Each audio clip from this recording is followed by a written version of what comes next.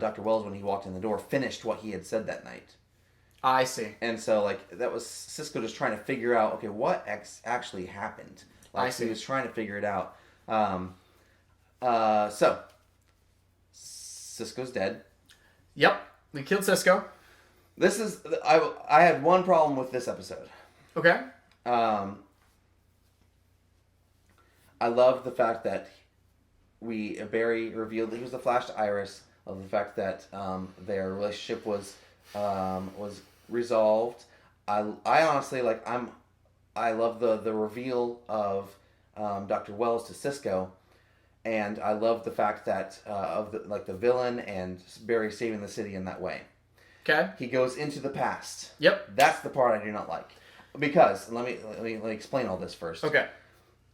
Now in the past, he's in the past now, and we can change everything that just happened. Yep. Even though he doesn't know that Cisco died, we can change the fact that Cisco died. And if we don't change the fact that Cisco died and we go into the past, I think that they have missed something. I think they will. I don't think Cisco's going to remain Dude, dead. I really hope Cisco's not dead. This is what let me say what I wish would have happened. I wish that all the stuff, everything would have happened the way it happened, and he ends up saving the city as he's running really fast. He ends up going through time like a year into the future. The city was saved. Joe was saved. But he disappears and has been gone for a whole year. Yes, Cisco would be dead. And I wish, like, the villain would have basically, like, kind of taken over the city, and now he's got to deal with that a year into the future. So, okay, so that would be really cool. I just don't know. Okay, so the couple of things that I was thinking whenever he went back in time. Okay, so we've established time travel on this, but we haven't exactly established how time travel works scientifically in this. Is it whenever he goes super fast, does he go back in time? Is it that we just don't know? So it's like, theoretically, with whatever weird, time travel laws they have in mind, we don't know how that works with, okay, so he travels back in time, and then how do you travel forward in time? Right. So, like, we have Eobard, who traveled back in time, and now he's stuck there. Right. And so, but we don't know how to travel forward in time. So I just don't know if it's theoretically possible to go forward in time without some sort of help somewhere. Yeah. I thought about that.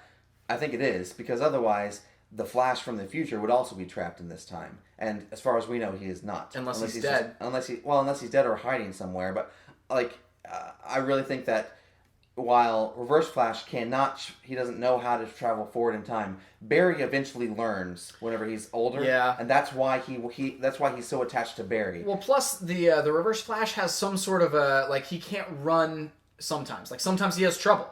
Like, right. he is like, there's something wrong with him physically where sometimes it just shuts off. Right. We've seen that happen a couple times. Right. So he may not be able to control it enough to be able to go forward. That's why I think that's why I think he is so interested in Barry. Yeah. Because he knows eventually Barry learns how to travel forward in time. Right. He needs to be there whenever he does, whenever it happens, so that he can also travel back. So the other issue that I have with this is, like, I like that we went back in time, and that we can experience on a very shorter scale, like a smaller scale. We can experience.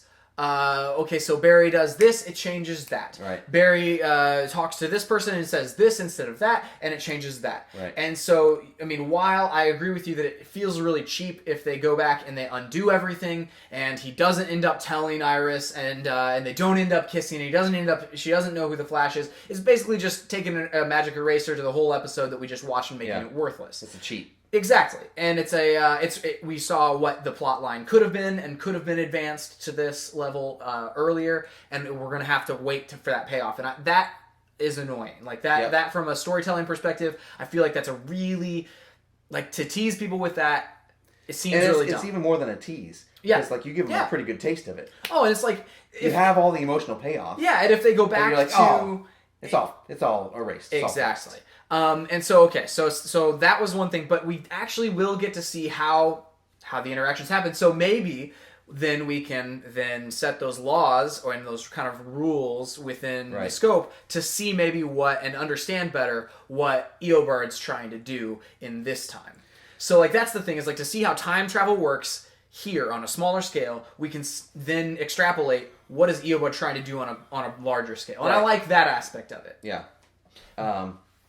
The thing that hang on, I just completely lost my train of thought. I'm so sorry. That's fine. I'm trying to remember exactly where you had the thought. Okay, so yes, yeah, I don't like how it goes back and now he erases everything. Hopefully that doesn't happen. I don't like how cheated that feels. Let's go through the things that he's going to change. I think he's going to change the police chief dying, or getting hurt at least. Yes. He's going to change that. I think he's going to change Cisco dying.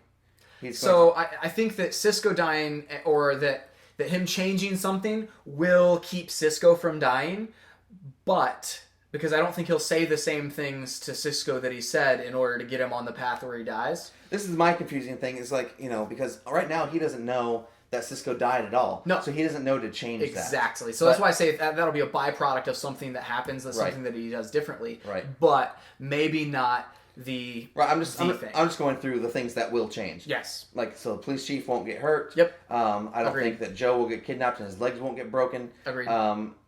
Cisco will not die. He will not tell Iris that he is the Flash, and they will not kiss. Like, agreed. All that will go, and all that, of the to me, all of the forward momentum from this episode and all of the any payoff that we had is just immediately erased. Well, that's what I think. Like, that's where the writers have an opportunity. Those are the things that I'm expecting to happen. Yeah. I think that's what the audience expects to happen now, is that everything goes back to the way it was before that episode. Yeah. The interesting thing will be if either Barry, number one, can't change something. Okay. Or, number two, if he chooses not to change something. If he does something exactly the same. Right. The one out of all those I think he might keep the same is telling Iris that he is the Flash. Right. So... And I hope it's one of the two. It's one of the two things with Iris. Another thing, yeah, I hope it is too. I really hope. Okay, so another thing to think about here, Iris, she doesn't know, and like the last interaction that she had with the Flash was negative. Like he was beating up Eddie, and he was like, I mean, he was this evil kind of thing, and she like but you still haven't like. She really shunned him. She really kind of shunned him, where she was like, listen, I can't do this anymore. Whatever, she told the Flash, I can't do this and this thing that we're doing. And so, like, we don't know now that she's professed her love to him, and then he reveals himself to be the Flash. We don't know what that's going to have to do with her emotions. Maybe she goes, yeah, but the Flash did so many terrible things for that, 6-day period that I'm not in on this, Barry. You're a terrible person, or like, I would hate to see that happen. Yeah, I think that's pretty far fetched, and that's pretty dramatic. Yeah, and that's super dramatic in terms of like, that's one bad interaction in terms of. Like every interaction that she's ever had with A, the Flash, and then B, the lifetime of interactions with Barry. Yeah. So like, it's easier to forgive someone in that situation than like, okay, well I've met this guy 8 times. Yep. Versus I have this lifetime. Yeah, we grew up stories. together. Yeah. Yeah. Something else that's interesting about so the comic book. So I'm gonna make a relation to the way that the comic book has worked sometimes in some iterations of the Flash. Have we really only been recording for 8 minutes? So the live stream popped off for some reason, and I had to restart it. But the audio has been going for much longer than that. So I'll have to go back and try to fix the YouTube stream. All right. So just if you're watching on YouTube, hopefully it's fixed. But yeah. Interesting. Yeah. Anyway, so. And hopefully it didn't delete the whole first section there. If it did, I'll have some fixing to do. Anyway. It'll be a black screen with our voices. It'll be a black screen with our voices, at the very least. Or the logo with our voices, at the very least. Anyway, so like the way that the time stream has worked in some of the Flash, like iterations of the Flash, and some of the iterations of the Reverse Flash, has been that the time stream is uncorruptible. That everything always happens the way it happens? Well, it always happens.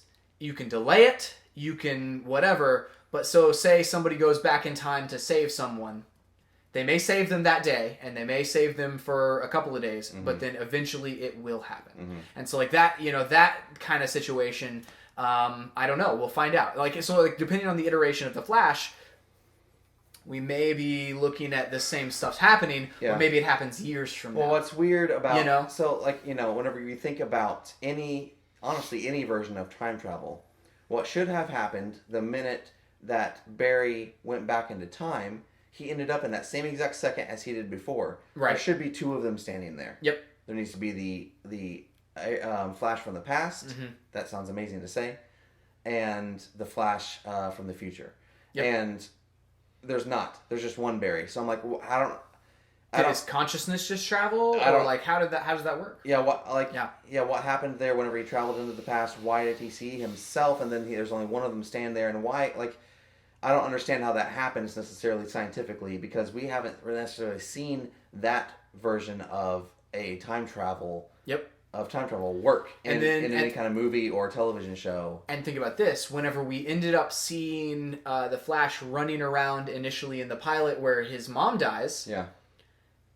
Did his consciousness at that moment, because he saw himself, did his consciousness at that moment travel back to whenever he was a boy?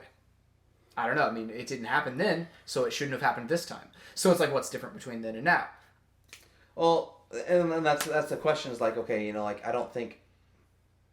I mean, it's like if he's only traveling his mind back in time. Basically. I don't think, no, I'm not saying that's it. Well, maybe that's it. Maybe that is what happened. His mind ends up being in the old body. That seems super weird. Yeah, but it's like, but that didn't happen whenever he was a kid, is what I'm saying. Right. And so, I don't know. I mean, it's like we haven't established that, and I hope that they try, and the show is good about scientifically trying to give you this, reasoning, this internal reasoning for it. Yeah. I hope that they discuss this and figure it out and tell it to us. Yeah. So, to be honest, okay, so I don't think Cisco's going to die. I don't think he's going to get put on that path. But the reason I don't think he is because now that Barry's time traveled back in time, he's going to have bigger things to think about than what somebody has said about, than what Iris says about, what's his name? Wells. Yes, I agree. But it'll be interesting to see how they do that, because the reporter that she works with is not going to give up on it. Oh, of course not. And so, like, the investigation is going to continue. And she's not going to give up on it now that he set her on that. Well, what I don't... that's the thing. Like, I just...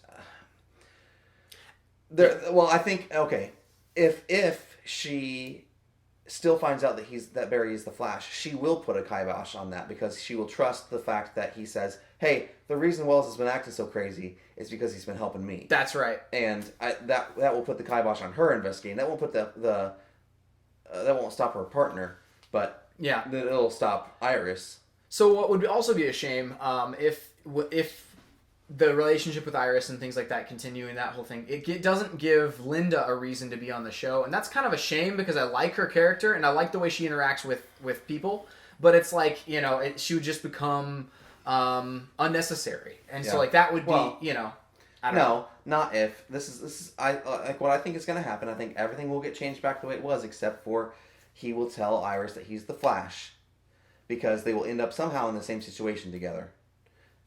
Yeah. But they will not be together as a couple, and so he'll still be with Linda. Yep. Yeah.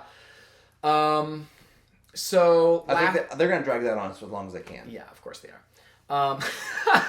And like maybe the next time I'll feel like it was more of a payoff and whatever, but yeah. Let's not get into that again. No, not at all.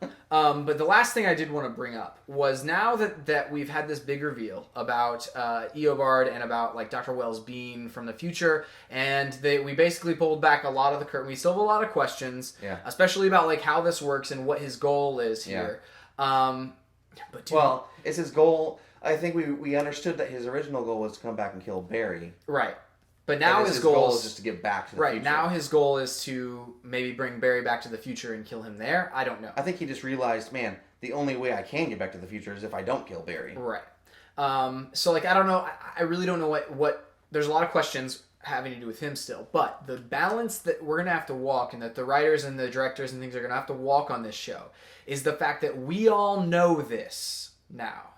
And we've suspected it, and he's been a murderer, but he hasn't been...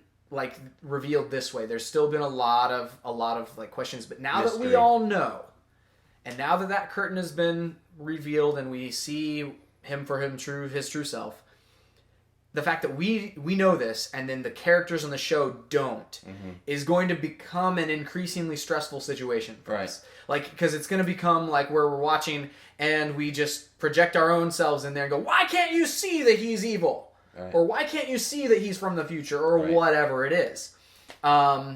I think they've So I done don't know. they've done a good job so far in like you see those glimpses where Cisco thinks something's a little off. Right. He did test his blood. Like Yeah. Joe thought something was off. Yeah. Barry has had mixed feelings about him before. Yeah. He's had a long conversation about it. This episode, yeah. Well, even a few episodes, might have been like 6 episodes back. He had some kind of issue with him. I don't remember exactly what it was, but what was the whole friendship versus like using him thing? Exactly. Yes, you're right. And so like we've it's not like they haven't seen glimpses of who Wells really is. Right. And I think that will continue and probably continue with increased frequency Right. until whether it's the season finale or yeah. whether it's sometime next year that they actually do find out who Wells is. Right. I mean, I just like it's gonna be interesting to see it happen, and there's gonna be a good there's gonna be that line for them to walk, and I'm excited to see them do that because they've done so well so far. Yeah. We've kind of known something was up with him, but I don't know. It's just something worth noting that it's like that. It's going to be a something that we're gonna have to pay attention to. Is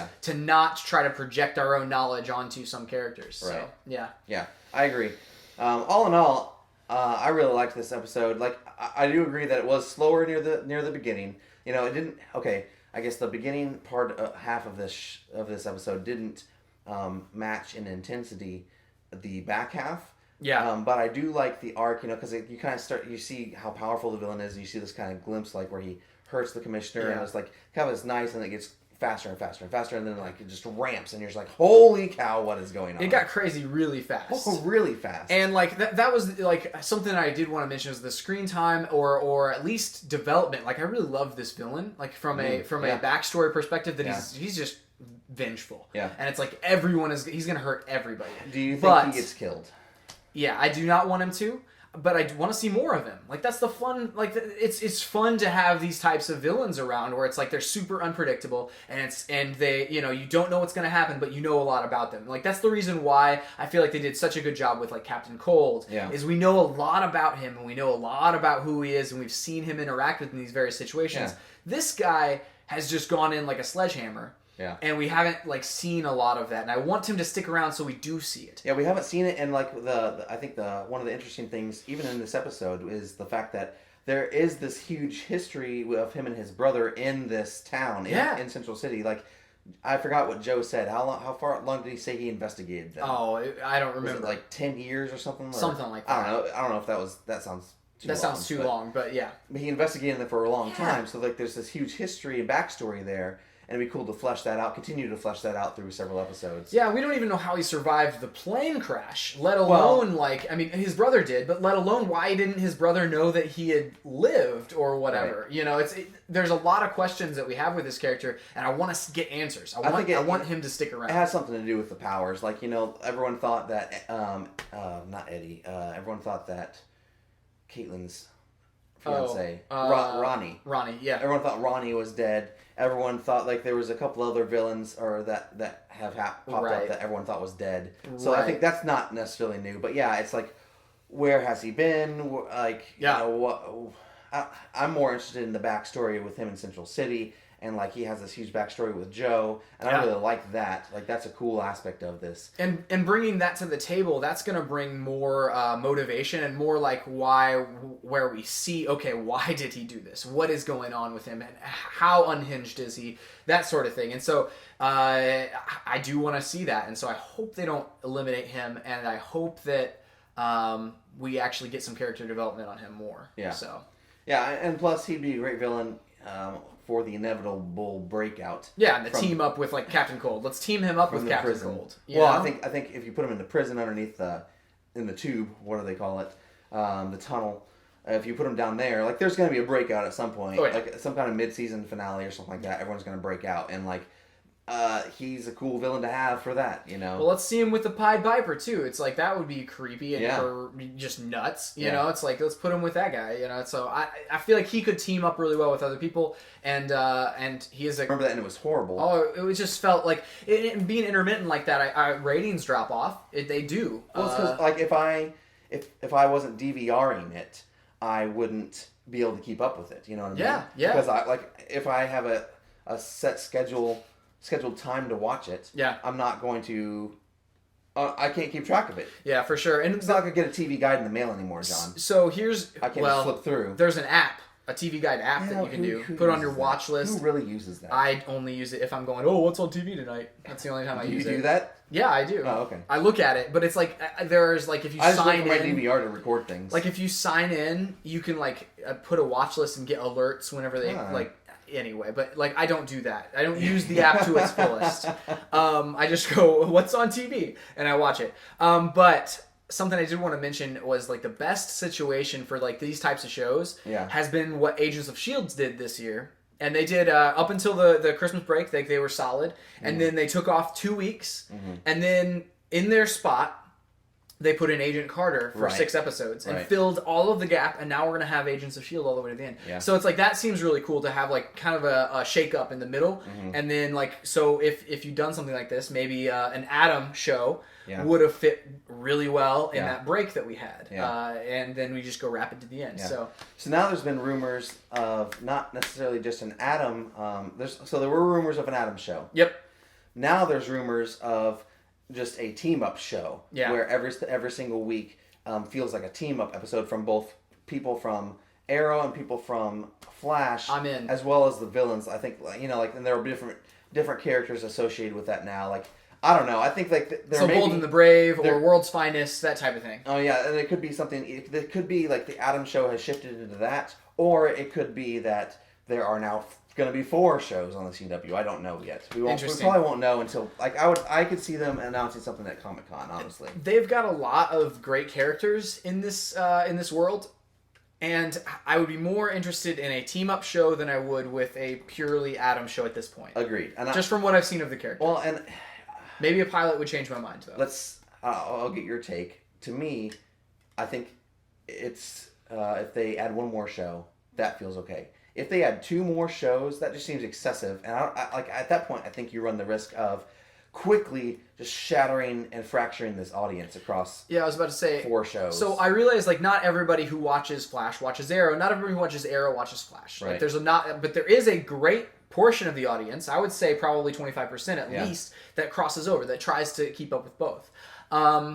And so you're right. I think how much time do you legitimately have every week to dedicate to shows? Right. And then it's like, okay, so how diversified are your shows? My shows are pretty diverse. It's like, and I know you watch like Walking Dead, and it's like there's a lot of different shows that feel different. Right. But if you get shows that are in the same universe, unless they have vastly different feelings, you're going to get a lot of people that are like, okay, so I'm in on Flash and Arrow, but I'm not really in on this other show, and I'm not really in on that other show. So it's just like you're right. It's like, okay, how much time do I have to dedicate to this one world, universe? Yeah, like where it's like, okay, could I be watching Game of Thrones instead of this?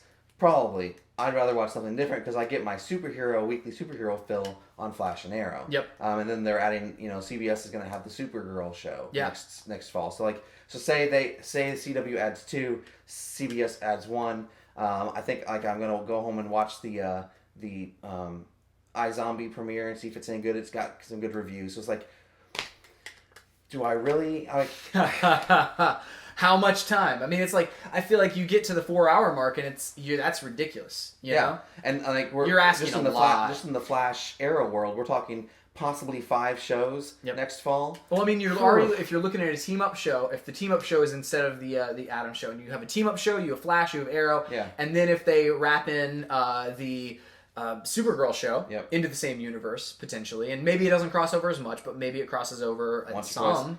Yeah. And maybe it crosses honestly, over with that team-up show. Even if it doesn't cross over, I'm still interested in it. Yeah, me too. Probably more. I'm more interested in that than I am in like an Adam show. For sure. That's 4 hours. You know, so it's like anything more than that, just that's a no-go. Yeah. But it's like that even is asking a lot. Maybe it's something where the team-up show, you don't watch that, but you maybe binge watch that after it comes out on DVD. Right. Maybe, I don't know. There's a lot of options. Yeah. But it just seems like a lot to ask people to spend 4 hours every week whenever you have very little time, on one universe. And I think we've talked before. We can talk more about this on Arrow. But I think we've talked before about the fact that Adam is not as compelling of a character, like that. We don't think he could necessarily carry his own show.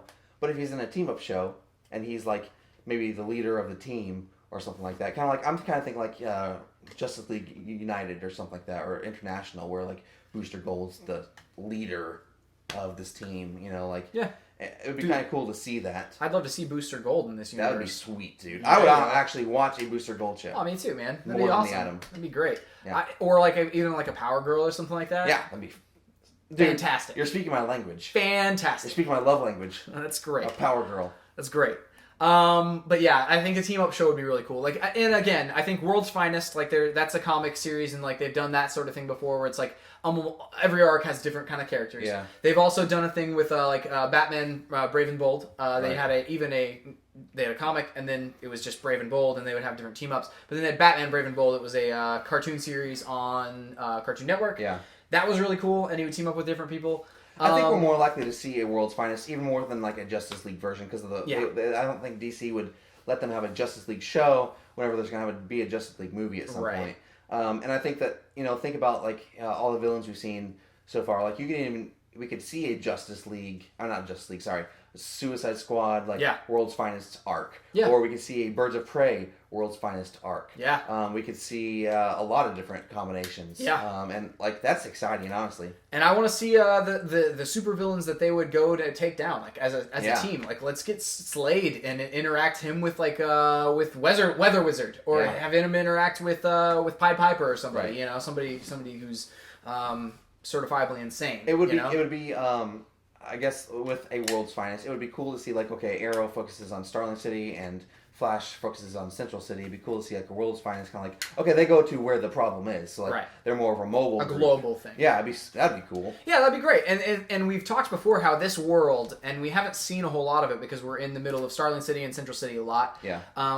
Whenever we get outside of those two cities, it is an extreme place. Yeah. Like it is a place where the government can fly drones and kill people, kill Yeah. who they want, and do whatever they want. And it's a world where these, obviously Ra's al Ghul is like assassinating people all over the place. It's like let's investigate that. Like that seems really cool to me. Yeah.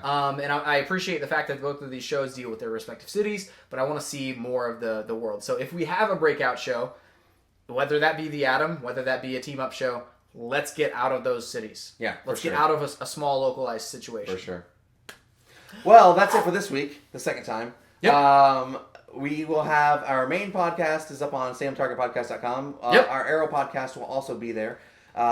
It's going up. I guess we're going to post at normal times. Maybe possibly. It might go up a day late. I hope. Like there's a this week was kind of weird. We didn't have there's an issue with scheduling. Yes. This week, and so this will go up normal time. Yes. And but the Flash one, if that isn't up by this point, it'll be up the next day. So Yes. like it'll be up potentially like Friday night, Saturday morning, that sort of Yes. thing. So check us out. Like, stay tuned to our Twitter. We'll tell you there. I'm Chris Wright 250. John Wright 777. The podcast is at Stay on Target Pod. You can find us always online at StayOnTargetPodcast.com. What if I one time I just said at BurgerKing.com? How would you react? I don't know. It'd be weird. Would you go along with it? I don't know. Have it your way. It depends on if Burger King is like sponsoring the show. They are not in any way sponsoring the show. Just free Whoppers, everybody. I would actually accept that. That would be Just amazing. free Whoppers for free everybody. for everybody? For all the listeners? Yeah. That's a lot of Whoppers. I feel like that'd be amazing though. I mean, that would be a great way to get free listeners. If every week we gave you a code at somewhere in the podcast to get a free Whopper. I feel like this though. I feel like it would need to be something like if they do at ball games, where if so and so hits a home run in the seventh inning, so if like we say a certain word in the certain minute of the podcast, then everybody gets a free. They'd have to come up with that independently of us. This is true. They would. They would. But they do not. So do not go to BurgerKing.com or enjoy a delicious Whopper. Don't do it. Don't do it. Don't enjoy the Whopper. Nope. This is unacceptable. We're going up on our 100th episode on our main podcast. Oh, that's super exciting. We've got some 2 really weeks fun from now, plans. so not next week, but the next week. And yeah, we got some cool plans. You should check that out. Stay tuned to Stay on Target. Yep.